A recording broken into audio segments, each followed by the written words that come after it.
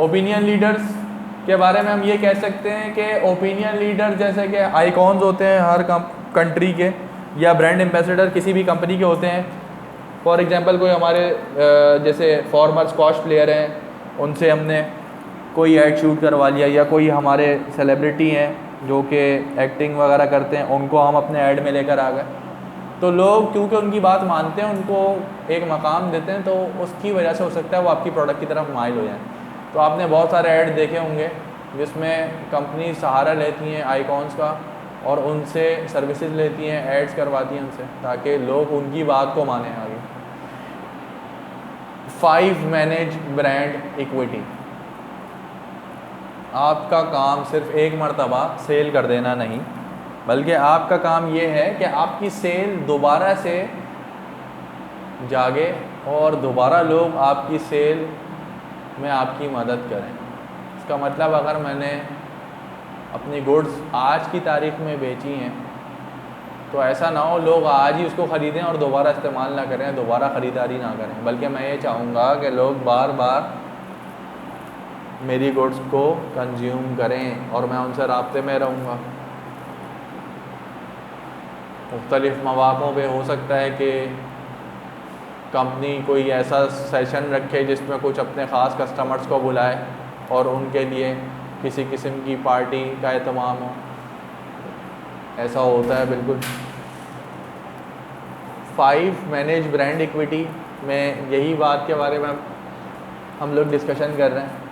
तो connection interacting with customer establishes and cultivates trust and loyalty by developing consistent positive connections between your most loyal customers and your brand. तो हम loyalty maintain करते हैं। Loyalty का मतलब है कि ब्रांड लॉयल्टी का मतलब ये होता है, या ब्रांड इक्विटी का ये मतलब होता है कि कस्टमर हमारे कंसिस्टेंट कस्टमर बन जाए, हमारे रेगुलर कस्टमर बन जाए, हमें बार बार सेल करने का मौका दें। इसके लिए क्या करते हैं, काफ़ी सारी कंपनी जैसे शॉपिंग स्टोर्स की आप बात कर लें, शॉपिंग स्टोर्स कोई मेंबरशिप कार्ड बना देते हैं जिसमें कुछ डिस्काउंट्स भी होते हैं। वो इसीलिए करते हैं कि जो एग्जिस्टिंग कस्टमर्स हैं बार बार आपसे रब्ता करेंगे, बार बार वो आएंगे आपके पास ख़रीदारी के लिए, तो हमारी जो सेल है वो रिक्रिएट होती जाएगी उनकी वजह से। और जब हम उनको अच्छी सर्विसेज देंगे तो वो अपने करीब के लोगों को भी बताएंगे, सजेस्ट करेंगे कि भाई फ़लाँ स्टोर है, वहाँ की सर्विसेज बहुत ज़बरदस्त हैं, मेंबरशिप भी दे रहे हैं। तो ये मेंबरशिप या रेगुलर कस्टमर्स का ख्याल करना, रिकॉर्ड करना, उनको उनका डेटाबेस मेंटेन करना, उनकी डिमांड समझना, उनकी सजेशन लेना, इससे ब्रांड इक्विटी या ब्रांड लॉयल्टी बढ़ती है। तो बहुत सारे लोग ऐसे हैं जो किसी ब्रांड से एसोसिएट रहते हैं चाहे कुछ भी हो जाए। फॉर एग्ज़ाम्पल लोग जैसे कुकिंग ऑयल कंज्यूम कर रहे हैं तो सोया सुप्रीम या मीज़ान की बात करते हैं, तो इन दोनों में से जैसे फ़र्ज़ करें कि एक घराने में सिर्फ़ और सिर्फ मीज़ान का कुकिंग ऑयल इस्तेमाल होता है, कुछ भी हो जाए, और एक घराने में सिर्फ़ और सिर्फ उनके घर के खानों का जायका सिर्फ़ और सिर्फ सोया सुप्रीम से ही आ रहा होता है। तो इसका मतलब कि लोग अपने आप को एसोसिएट कर लेते हैं किसी ब्रांड के साथ और उनको वो ब्रांड अच्छा लगने लगता है। और ये ज़रूरी नहीं कि वही ब्रांड सबसे बेहतर सर्विस या बेहतर प्रोडक्ट उसी ब्रांड की है, ऐसा हो सकता है उससे भी बेहतर कोई और ब्रांड हो, लेकिन क्योंकि लोग अज्यूम कर लेते हैं कि ये ब्रांड मेरे लिए बेहतर है। फॉर एग्जांपल स्वेटर जो हैं वो फिर ऑक्सफोर्ड से लेने हैं या फिर बोनेंजा से ले रहे हैं, तो जो बोनेंजा के कंज्यूमर्स हैं सिर्फ और सिर्फ बोनेंजा से ही कंज्यूम करते हैं, जो ऑक्सफोर्ड के कंज्यूमर्स हैं वो सिर्फ और सिर्फ ऑक्सफोर्ड से स्वेटर्स ले रहे हैं। कुछ ऐसे कंज्यूमर्स होते हैं जो ब्रांड के साथ लॉयल नहीं होते, तो वो कभी ऑक्सफोर्ड का स्वेटर ख़रीद लेंगे, कभी लोकल स्वेटर ख़रीद लेंगे, कभी वो फिर बोनेंजा का स्वेटर ख़रीद लेंगे, कभी कोई और ब्रांड का स्वेटर ख़रीद लेंगे। तो डिपेंड ये करता है कि हम लोग अपने बिज़नेस में कितनी ब्रांड लॉयल्टी क्रिएट करवाएंगे, कितने रेगुलर कस्टमर्स बना लेंगे जिनकी वजह से हमारा जो बिज़नेस है वो एक साइकिल चलता ही रहेगा सेल्स का। मुझे पता है कि आज एक मैंने अच्छी सेल कर दी है तो ये कस्टमर मेरे पास लौट के आएगा और दोबारा कोई ना कोई दूसरी चीज़ लेकर जाएगा। You can even control negative incidents with a strong message that addresses not only the problem but the solution and how you intend to implement it. और साथ साथ आप ऐसा कर सकते हैं कि कभी आपकी ब्रांड लॉयल्टी पे सवाल आए, कोई रेगुलर कस्टमर आपसे नाराज़ होने लगे, तो आप कोई ऐसी एक्टिविटी करेंगे कि आपको पता है कि ये तो हमने 3 साल 4 साल की मेहनत के बाद एक रेगुलर कस्टमर बनाया था, इसको सिर्फ एक सेल में गलती की वजह से जाने नहीं देना है। तो आप ये फैसला करेंगे कि इसको हम रिटेन करें किसी ना किसी तरीके से। अब हम कोशिश करेंगे कोई उसके लिए कोई दूसरी ऑफ़र दे दें, या उसको कैशबैक डिस्काउंट दे दें, या आगे के लिए कोई फ्री वाउचर्स दे दें। तो हम कोई ना कोई ऐसी चीज़ करते रहेंगे जिससे वो रेगुलर कस्टमर हमारा बरकरार रहे। कोई एक इंसिडेंट हो भी जाता है तो ऐसा ना हो कि वो हमारी कंपनी की प्रोडक्ट्स को छोड़ दे। तो हमें फॉलोअप लेना है हमेशा अपने कस्टमर्स के साथ। 6 अलाइन एम्प्लॉयज़।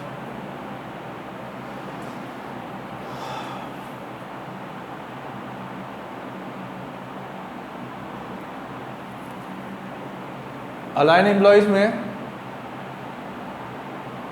हमें इस बात का ख्याल करना है, जो भी हमारी टीम होगी,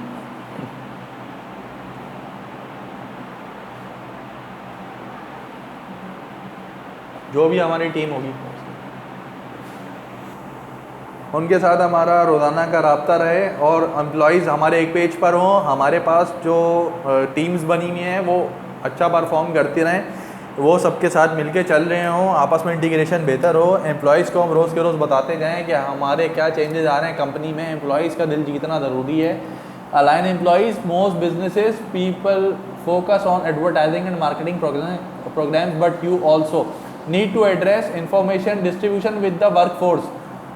आप सिर्फ और सिर्फ कस्टमर्स का ही ख्याल नहीं करते जाएंगे, बल्कि आपको अपने स्टाफ का भी ख्याल करना है, उनकी भी रोज़मर्रा की ज़रूरियात देखनी है, उनका भी इन्वायरमेंट देखना है कि वर्क इन्वायरमेंट कैसा है, वो उनकी प्रोडक्टिविटी या उनकी एफिशिएंसी बेहतर है या नहीं। Maintaining good communication through out the business builds alliance with the company among employees, enabling managers to transmit corporate goals to staff. Staff in turn can provide feedback and innovations that facilitate effective management and contribute new products for customers. तो कहा यह जा रहा है कि जो employees हैं, employees को आप जब रोज़मर्रा की सूरत हाल बताते जाएंगे, अपनी सेल्स कैंपेन के बारे में बताते जाएंगे, अपने फ्यूचर बजट्स के बारे में बताते जाएंगे, कोई प्लान बना रहे हैं उसके बारे में एतमाद में लेंगे ना एम्प्लॉयज़ को, तो जो एम्प्लॉयज़ होंगे वो भी ये ओन करना शुरू करेंगे कि हाँ ये हमारी कंपनी है, यहाँ पे हमारे बहुत ज़्यादा वैल्यू है, यह हमारा ख्याल करती है, हमसे ये सजेशन लेती है, हमारे कहने पे भी चलती है किसी हद तक। तो एम्प्लॉयज़ और ज़्यादा खुश होंगे और साथ मिलके अच्छा काम करेंगे, टीम वर्क बेहतर होगा। इसके बाद 7th, स्ट्रॉन्गर डिसीजन मेकिंग। आपको अच्छे डिसीजन लेने पड़ते हैं, उसके बैक एंड पे आपको डेटा सही तरीके से एनालाइज करना है, एनालिसिस करके उसके बाद डिसीजन मेकिंग भी करेंगे और डिसीजन फिर तमाम रेलिवेंट स्टाफ को या रेलिवेंट पार्टीज़ को बताएंगे कि हमने क्या डिसाइड किया है। सिर्फ अच्छा डिसीजन लेना इंपॉर्टेंट नहीं है, डिसीजन को आप आगे कम्युनिकेट भी करेंगे। कम्युनिकेशन के बगैर ऐसा हो नहीं सकता कि डिसीजन इम्प्लीमेंट हो जाए। कम्युनिकेशन करने के बाद इम्प्लीमेंटेशन पे जाएंगे, उसके बाद हम ये देखेंगे कि हमारा डिसीजन बिल्कुल ठीक तरीके से अप्लाई हो पाया या नहीं। Stronger decision making, your ability to communicate effectively increases productivity both yours and your organisation. With good communication skills you can anticipate problems, make decisions, coordinate workflow, supervise others, develop relationships and promote products and services. अच्छी decision making में क्या बात है, अच्छी decision making ऐसे होती है कि हम पहले से सोच रहे हो प्रॉब्लम्स को, कि प्रॉब्लम्स क्या क्या अराइज हो सकती हैं, फैक्टर्स को असेस करेंगे, कौन से फैक्टर्स हमारे लिए फेवरेबल हैं, कौन से फैक्टर्स अनफेवरेबल है। साथ साथ हम ये देख रहे होते हैं कि हमने फ़ैसला फौरी लेना है या बाद में लेना है। डिसीजन मेकिंग की 2 अप्रोचेज होती हैं, या तो हम प्रोएक्टिव डिसीजंस ले रहे होते हैं या रिएक्टिव डिसीजन ले रहे होते हैं। प्रोएक्टिव डिसीजन का मतलब है मैंने एक प्रॉब्लम पहले से फोर्सी की, पहले से सोची, पहले से असेस की, उसके ऊपर मैंने वक्त पढ़ने से पहले ही फैसला कर लिया, तो ये प्रोएक्टिव डिसीजन मेकिंग है। एक रिएक्टिव डिसीजन मेकिंग होती है जब आपको डैमेज हो चुका, जब आप फैक्टर्स सारे अपने ऊपर ले चुके, आपके ऊपर सारे इफेक्ट्स आने लगे, उसके बाद अगर आप डिसीजन मेकिंग करते हैं तो वो अप्रोच कहलाती है रिएक्टिव अप्रोच। मतलब फैक्टर्स के रिएक्शन में आपने अब फैसला करने शुरू किए और इसकी इम्प्लीमेंटेशन में टाइम लगेगा। तो देखा जाए तो रिएक्टिव अप्रोच इतनी ज़्यादा बेहतर नहीं है, प्रोएक्टिव अप्रोच ज़्यादा बेहतर है, क्योंकि उसमें हमारे पास टाइम इतना मौजूद होता है कि हम लोग जब हमारे ऊपर कोई डैमेज आए, हमारे ऊपर कोई इश्यूज़ आए तो हम लोग फ़ौरन उसको रिजॉल्व करते जाएं, हमारे पास टाइम ज़्यादा अवेलेबल होता है। जबकि रिएक्टिव अप्रोच में हमारे ऊपर पहले ही मुसीबत पड़ चुकी होती है, उसके बाद फिर हम फैसला करते हैं तो उसमें भी टाइम टेकिंग होता है। टाइम टेकिंग होने के बावजूद हम जब फैसला कर लेंगे उसको अप्लाई करना, फिर जब आपके ऊपर प्रेशर आया था तो प्रेशर के बाद हो सकता है आपका फैसला सही हो सही ना हो, हेजिटेशन आ सकती है, लैक ऑफ कॉन्फिडेंस हो सकता है उस टाइम पे। तो डिसीजन मेकिंग लेना करना और उसके बाद आप बताएंगे अपने लोगों को और समझाएंगे। 8 प्रोवाइड एडवाइस। आपको एडवाइस जब भी देनी होगी आप अच्छे तरीके से कम्युनिकेशन करेंगे, आप समझाएंगे किसी को भी। अगर आप एडवाइस दे रहे हैं बिजनेस में या आउटसाइड द बिजनेस, आप ये बात समझाएंगे कि ये जो एडवाइस की जा रही है वो आपकी भलाई के लिए की जा रही है। Giving advice is based on individual oriented and work oriented. Advice should not give to the person for pinpointing his mistake, rather it should be helpful for his improvement. इसके ऊपर हम लोगों ने डिस्कशन की थी। हमारे पास जो टॉपिक था नेगेटिव फीडबैक का, वहाँ पे भी हमने एडवाइस और सजेशन के ऊपर बात की थी कि हम लोग इस तरीके से बताएंगे कि दूसरे का ख्याल करते हुए अगर कोई एडवाइस दे रहे हैं तो उसको बताएंगे कि हम सिर्फ इसलिए तनकीद नहीं कर रहे हैं कि तुम्हारी बुराई है, बल्कि इसलिए तनकीद कर रहे हैं कि इससे तुम सीखो आगे के लिए। Effective advice promotes understanding and it can be a two-way process if the subordinate staff given freedom. Advice का फ़ायदा जब ही है जब आपका स्टाफ भी आपके साथ चल रहा है और वो आपकी बात को मानते हुए एडवाइस पे अमल कर ले, और उसके पास भी ये फ्रीडम हो कि वो एडवाइस पे अमल नहीं भी करता तो उसके पास एक कोई जस्टिफिकेशन होनी चाहिए। प्रोवाइड एडवाइस, तो कम्युनिकेशन में हम लोग एडवाइस भी कर सकते हैं लोगों को। Next page, 9th point, raising moral, लोगों का जज्बा बढ़ाना।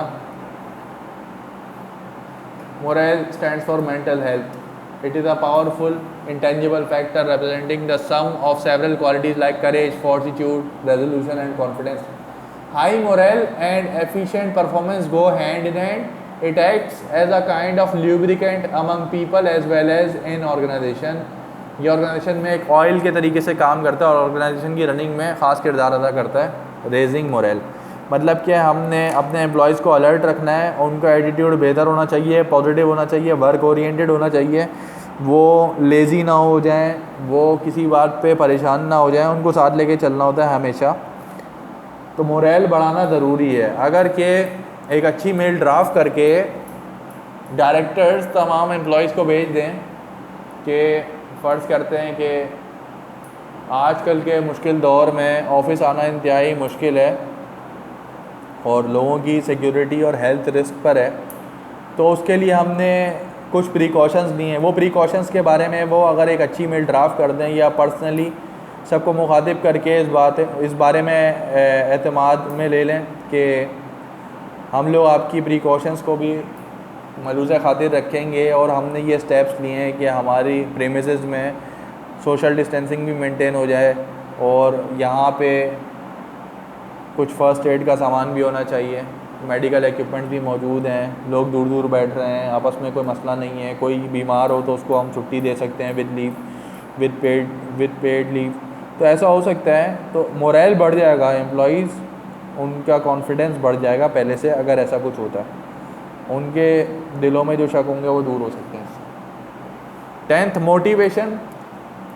मोटिवेशन में भी defined as inner state that energizes, activates or moves and that directs or channels behavior towards goal. Motivation and behavior are intimately related to each other. A motivated worker does not need much supervision and his work becomes more interested to him. Motivation का मतलब कोई force लेकर आना, कोई push करना, backup support देना दूसरे को, ये मोटिवेशन कहलाती है। फ़र्ज़ करें कि सेल्स डिपार्टमेंट है, सेल्स डिपार्टमेंट को हमने एक टारगेट दिया है कि आपने अगर 200 यूनिट्स मंथ में सेल कर दी है तो आपको बोनस मिलेगा। तो सेल्स स्टाफ 200 यूनिट्स बेचने की भरपूर कोशिश करेगा और उसके लिए उनको मोटिवेशन रहेगी, मतलब उनके अंदर एक लगन रहेगी कि उन्होंने किसी भी तरीके से 200 यूनिट्स बेचने हैं ताकि उनको बोनस मिले। तो बोनस की खातिर वो ये काम कर सकते हैं, तो उनका मोटिवेशनल फैक्टर यहाँ पे बोनस है। एक और एग्जांपल, फ़र्ज़ करें कि एसोसिएशन में रजिस्टर होना है, मैगज़ीन्स की कोई एसोसिएशन है, उसमें रजिस्टर होना है। उसमें रजिस्टर होने के लिए कुछ स्टेप्स लेने पड़ेंगे, अपनी प्रिंटिंग बेहतर करनी पड़ेगी, अपना मैटर बेहतर करना पड़ेगा, 3 से 4 अच्छे राइटर्स को हायर करना पड़ेगा। तो ये तमाम काम वो प्रिंटिंग कंपनी या मैगज़ीन्स की कंपनी ये तमाम काम जो करेगी वो इस मोटिवेशन के साथ करेगी कि अगर हम बेहतर काम करके देंगे तो मार्केट में हमारा नाम हो जाएगा और हमारे पास जो बड़े मैगज़ीन्स दूसरे हैं उनकी जो एसोसिएशन है उसमें मेंबरशिप हमें मिल जाएगी। तो इससे भी फ़ायदा हो सकता है। तो मोटिवेशन रिलेट करती है, वेरी करती है हर शख्स की या हर बिज़नेस के एतबार से। कभी मोटिवेशन किसी के लिए कुछ और होती है, किसी के लिए मॉनेटरी बेनिफिट ज़्यादा मोटिवेशन होते हैं कि उनको पैसा मिल जाए किसी भी तरीके से, किसी के लिए वर्क इन्वायरमेंट या नॉन मॉनेटरी बेनिफिट के पैसे के अलावा वो दूसरी चीज़ों को अहमियत भी दे रहे होते हैं। तो ये डिपेंड करता है नेचर ऑफ द इंडिविजुअल से। और बिज़नेस के हिसाब से बात करें तो बिज़नेस टू बिज़नेस वेरी करेगा कि कहाँ पे किस तरीके की मोटिवेशन आपसे काम करवा सकती है। मोटिवेशन के ऊपर हम लोग मैनेजमेंट के सब्जेक्ट में एक चैप्टर पढ़ेंगे, वहाँ पे मोटिवेशनल थ्योरीज़ भी हैं, वहाँ से भी हम लोग इंटरलिंक करेंगे। तो ये सिर्फ़ और सिर्फ इंट्रोडक्शन था मोटिवेशन का। और बिज़नेस कम्युनिकेशन की इम्पोर्टेंस में अगर ये क्वेश्चन आता है या ऑब्जेक्टिव्स का क्वेश्चन आता है, ऑब्जेक्टिव्स राइट डाउन करने का, तो आप ऑब्जेक्टिव्स में ये 10 हेडिंग्स तो बता ही सकते हैं। इन 10 हेडिंग्स के अलावा भी अगर आपको कोई मोटिव समझ आता है कम्युनिकेशन करने के लिए तो हम लोग वहाँ पे भी अपनी तरफ से हेडिंग लगा सकते हैं, लेकिन वो कोरिलेट करनी चाहिए कि टॉपिक बिल्कुल ठीक रहा, उसके हिसाब से हम लोग सही हेडिंग लगा पाए या नहीं लगा पाए। तो आज की क्लास में इंशाल्लाह जो हम लोगों ने कवरेज की उसको हम रिव्यू कर लेंगे तो हमारा टॉपिक बेहतर हो जाएगा। टॉपिक की एग्जामिनेबिलिटी बहुत कम है और उसके मार्किंग 10 से 12 आ सकती है, लेकिन जब भी आएगी तो इसमें काफ़ी हमें लिखना होगा। तो इसको ठीक तरीके से रिव्यू कर लें तो सबके लिए अभी से बर्डन कम हो जाएगा। तो अगली क्लास में बात होती है। अल्लाह हाफ़िज़।